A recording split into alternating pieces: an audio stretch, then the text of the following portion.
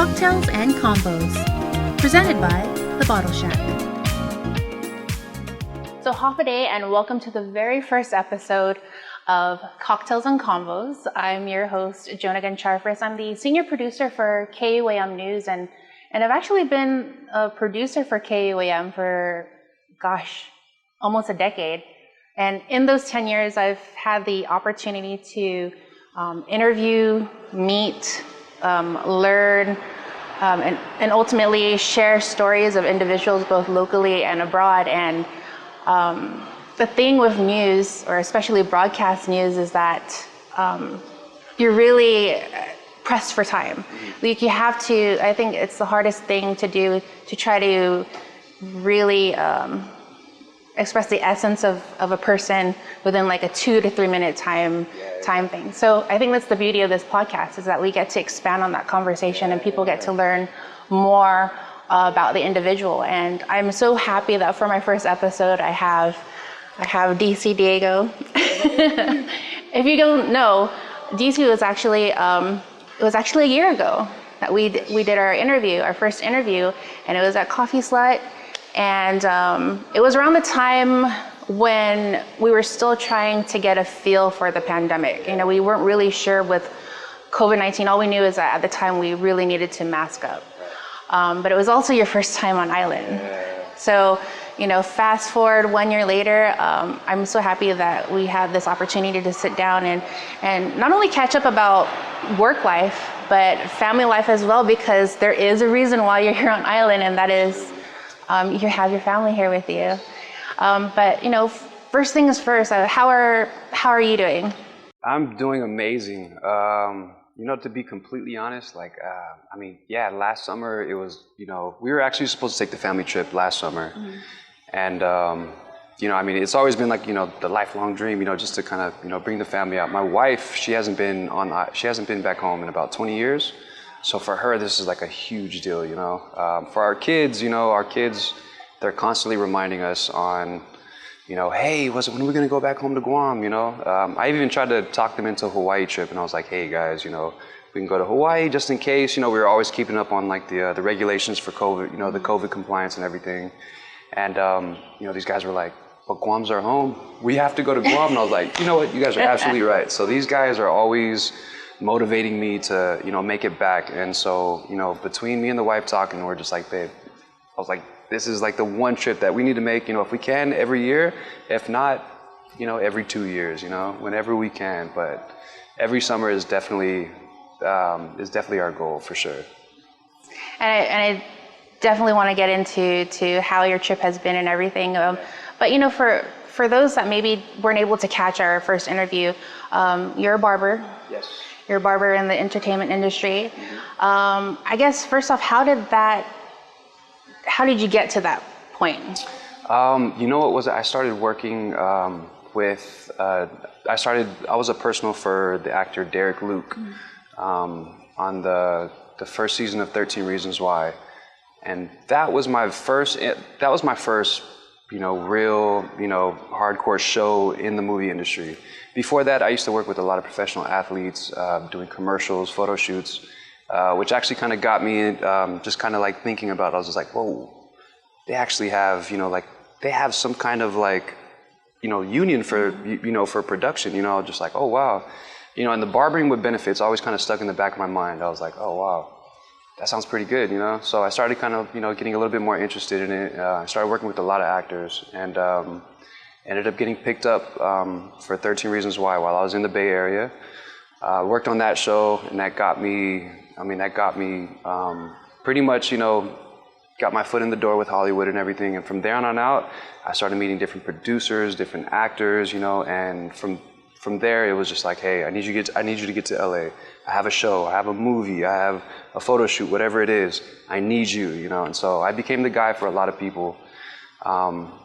And so just recently, we actually, as soon as I got back from the trip last summer to Guam, from Guam, I went back.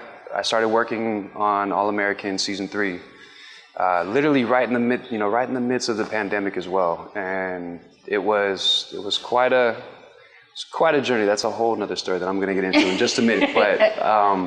But yeah, so during, while filming All American, I was flying back and forth every single weekend, like I've always done. Anytime I'm on a show working in LA, I always fly back to the Bay Area to see the family and everything. But because of COVID, it got a little tricky. So I ended up moving the entire family out to LA.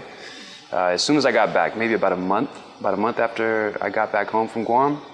So it was pretty crazy. We moved right in, we timed it perfectly right on our hiatus from All American. And as soon as I got the okay from the wife, it was go time, So we've been living in LA for about 8 months now. It's been really cool. Really, really, really cool. So with the COVID pandemic, was there any type of lockdown in where you were at? I know at some point parts of LA, like the entertainment industry had to shut down production on certain things, and as soon as we got the go to start filming, we suffered a lot of obstacles along the way, from being tested 2 to 3 times a week, from just trying to because for the most part, the hair and makeup trailer, that's always just like that's the party trailer, That's the trailer where you have fun, everybody's interactive.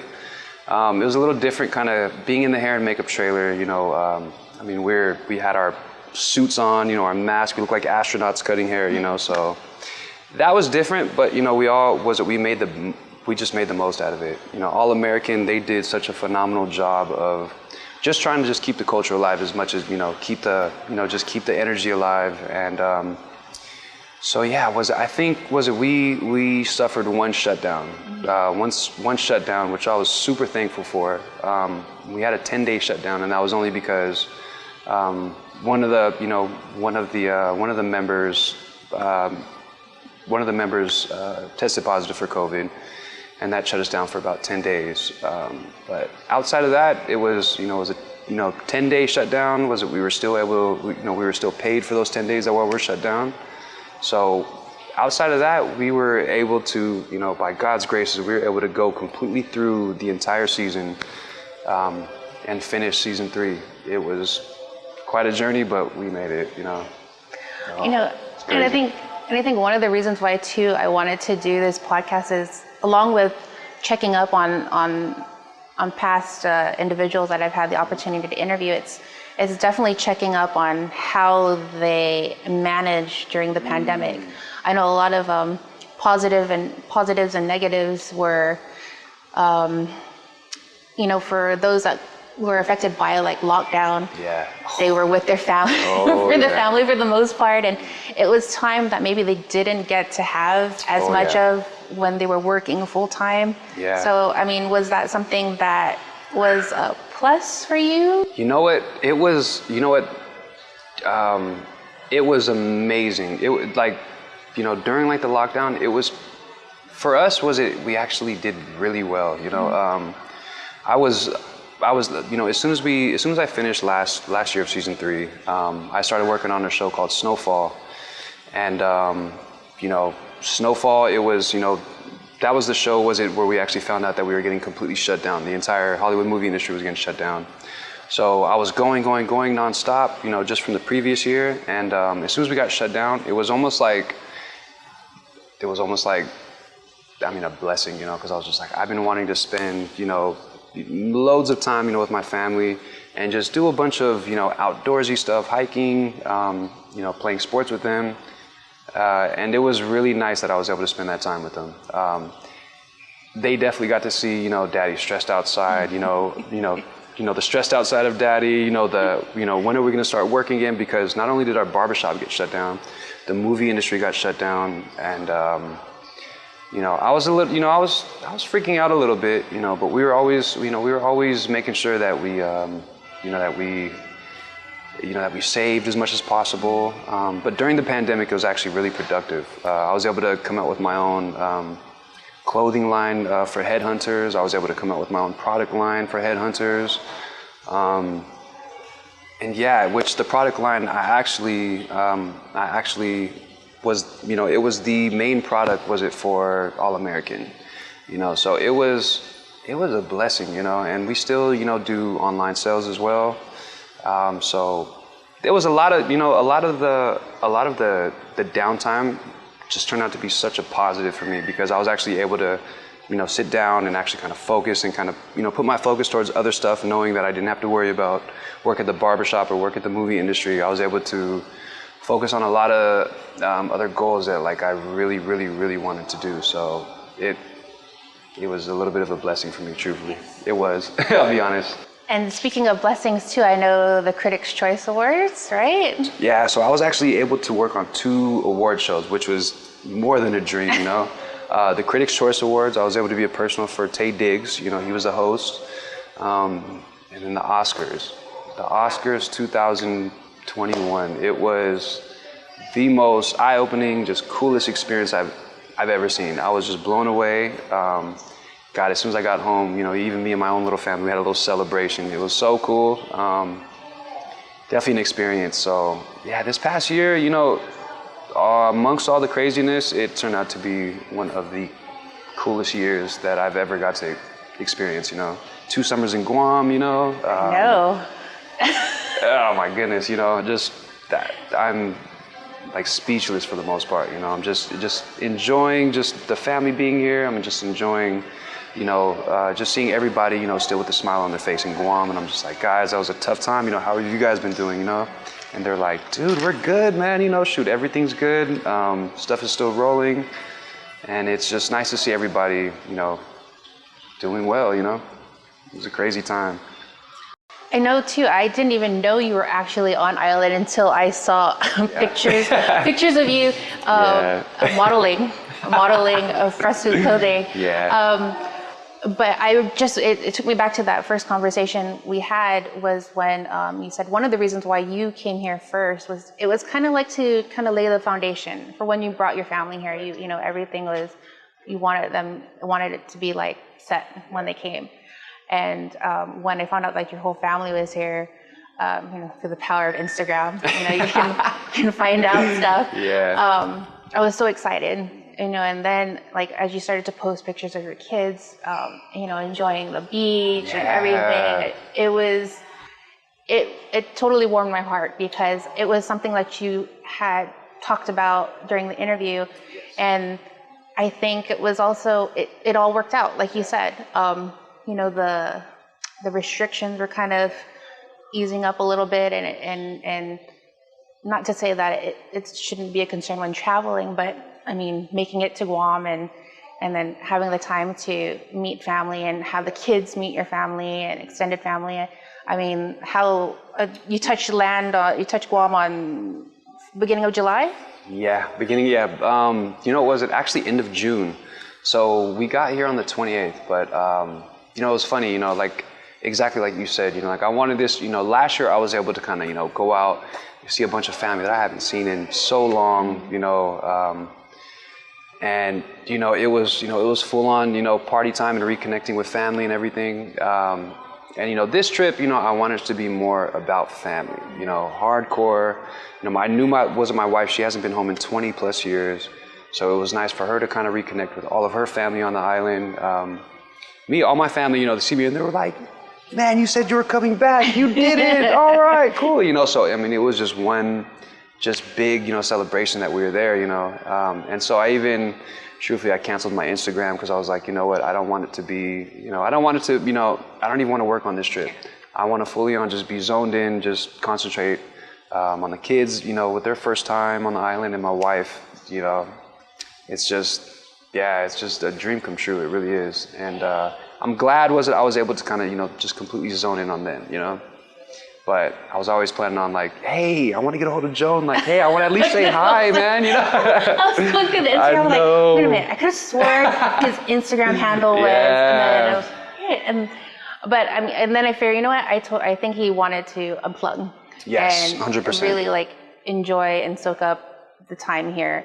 And I mean, how has it been for your kids? Oh my goodness, these kids, these kids are so diehard Chamorro, Guam. these guys, it was just like as soon as they came here, they adapted so easily. You know, I mean, the one thing I was always worried about, I was like, I don't know how you guys are gonna do in the heat. You know, I was just like, you know, I was like, man. But these guys adapted to the heat, adapted to the family. You know, just you know, they have a huge family. Was it back in California as well? You know, but just coming to Guam, you know, I mean, they've only heard stories about how much family they have here, and you know, their roots, and you know, going to our Diego beach, our family beach in Iran, it was one of the coolest experiences I've ever seen. You know, I mean, because you know, I was able to see it and experience it last summer, and it was one of the most emotional times for me ever. Seeing them in front, you know, just building forts on the beach and just swimming in the water.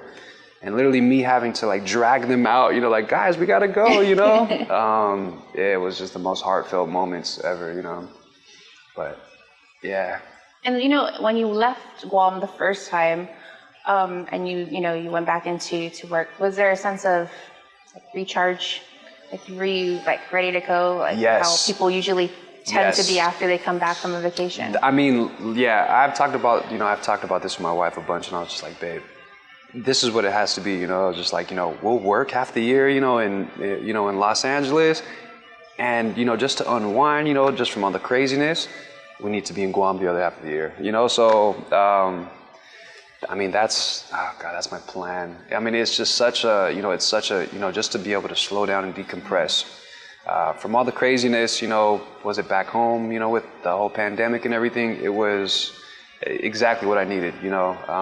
You know, I told, you know, a bunch of, you know, like my buddies that are actors and everything, you know, they're like, what are you doing after the show? And I was like, I'm literally going to be in Guam living castaway, you know, completely off the grid. You know, and that, you know, we were able to do that, you know. Majority of the time, you know, my phone hasn't worked, you know, Wi-Fi, and I'm like, I'm completely cool with that, you know. So it's been nice. It's been really, really, really a blessing. You know, going back to your business Headhunters, you know, with the pandemic, here it shut down. It forced a lot of the businesses to shut down, and a lot of them have yet to recover. I guess, how was it with your business? With the business, so man, we were shut down for quite a bit, and then we kind of got word that we were going to be able to reopen. We were able to reopen for about a week and a half, 2 weeks, and they shut us right back down. So it was pretty tough for us at first. I ended up partnering up with one of my buddies, who has been at the shop with me from day one, and you know, have him pretty much kind of run it, you know, while I'm kind of like taking care of everything. So it's just nice, you know, having a really strong team, you know, to just keep everything going. And yeah, as soon as we moved to LA, you know, I told him, I was just like, hey, you're the guy for the job. You know, I want you to, you know, continue what we started, and as soon as I get to LA, I'm gonna continue it down there. You know, so we're in the middle of actually looking for spaces to open up a second location in Los Angeles. So next one is Guam. Next one is Guam. Gonna hold you to that. Yeah. So. And you know, another thing too with the pandemic is that mental health was a big, you know, deal. You know, how did you manage that with you, and then also your family, you know, to explain to your kids what's going on? Yeah. I'm sure there was like questions and confusion. There was, you know, I mean, between these guys in homeschool, between, you know, me just running around crazy trying to figure out, you know, like, hey, okay, trying to figure out what direction to pretty much go. My wife was really the glue that was just like the glue for everything, you know. She was able to, you know, help me with a lot of things, you know, and, you know, explain to our kids, you know, about what's going on.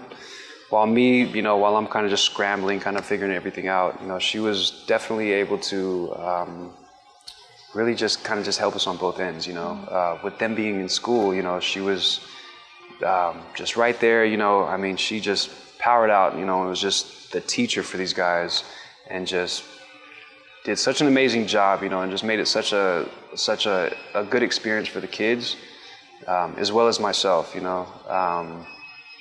Yeah. She's pretty, yeah, she is totally a keeper. Hey, you know. But I owe her a lot. That girl, she's amazing. You know, with the pandemic, well over a year, there's been, birthdays, of course, and on holidays and special moments. I know that, kids graduating from preschool or kindergarten and things like that. Was that altered in any way as a result of the pandemic for you guys?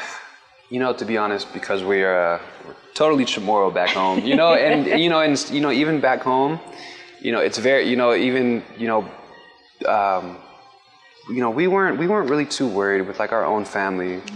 But when I did start work, I think that's when everything kind of had to change. As soon as I started work and us kind of getting tested 2 to 3 days a week, and me working so directly close to the main actors of the production that I was on, that was kind of the moment where everything kind of had to change. It was just like we were hosting celebrations like normal during the pandemic, just because that's our thing. We love getting together, we love getting with family, and that's always been our thing. But as soon as I started work, we really had to pick and choose, on being as safe as possible, because if I went down, that means that the main actors on All American wouldn't, I wouldn't be present, and it was just it was a lot, so we were able to kind of pick and choose who we were able to kind of hang with. We stopped hanging around a lot of big crowds and everything. We really kind of stuck to ourselves. I think around that time, it was kind of time just to stay completely safe and just, God, yeah. So, I know you've extended your trip by a few days. Yeah, we did. Well deserved, of we course. Totally did. So what's next for you when you get back to LA? So as soon as I touch down in LA, I will be working back on All American. Was it before I actually headed out to Guam? I was on CSI Vegas. Day played on a couple different projects. And as soon as I go back, I'll be on All American, but I'll be working on something right before that. I'm trying to remember. Real Housewives of Hollywood. Oh, nice. So I got that call, and that was kind of like, we were like, okay, babe, what do you want to do? Do you want to stay in Guam, or should we start work? And I was like, I feel like we spent a good amount of time in Guam. We're going to be back next summer. Let's kind of get back to LA, kind of get back to it, but oh man, it feels like we could just stay here forever, It's definitely that kind of feeling. Well, you did say that you wanted to make it a yearly thing with the family, so I think... So that's what we're always kind of focused on. We're like, okay, if we don't do it this trip, we can always do it the next trip, Yeah. And, if people watching and listening, if they want to, well, I know you're unplugged right now, but when, where can they, find out more information or kind of keep tabs on you down the line? You know what, even about your business too. Yeah, you know what, I think during this pandemic, I think this was like a good time where I'm just like, let me just start completely fresh. This is a whole nother life for me. This is a whole nother, just a whole nother me, So, I'm gonna start an Instagram. I don't think I'm gonna bring my other Instagram back. I think I just want to start completely fresh and just build from there. Yeah. But I'll start posting a bunch of cool stuff that I've been doing lately. But I think when I get back to the craziness of the States, I'll kind of start to rebuild for sure. And I was like, how should we end like the podcast? And I thought maybe like a lightning round of bring it the on. oddest questions Totally or ready. something. Yeah. Your go-to karaoke song? Whoo, Journey. As soon as I think about it, Journey. Don't Stop Believing. Oh God, that's totally the karaoke jam. Yep. Your favorite Chamorro dish? Oh my goodness. Oh my goodness. Like eyeing like the fiesta table. Oh my God! You know what? I know. Seriously, I mean, there's been a fiesta plate in front of my eyes like every single hour of the day. I'm gonna have to go with, you know, a barbecue pork belly. That's been something a little bit new for me that I've been devouring this entire trip. You know, God, pork belly and red rice. That's been my go-to for sure. But if there was a movie or TV show you could work on, and it could be like a movie or TV show that was in the past or current. Man, you know what? You know what? The Christmas Drop, that was filmed here in Guam. That was really cool. That was one of those, you know, where I was like, oh my goodness, like, how cool would that have been if I worked on Christmas Drop in Guam, you know? Something like, you know, something on the islands would be like my ideal production, for sure. I mean, because the first thing I would do is just tell the entire family, like, hey, pack up, come on, we're going to the islands, you know? So, yeah, that would be really cool. Or something with The Rock. Oh, yeah. Jason Momoa, you know, our Islander folks, you know? Oh, yeah. And Joan's like, yes. I know. That's happy, you know. I know. Speak it into existence. Right. And let's see, what's a good last question?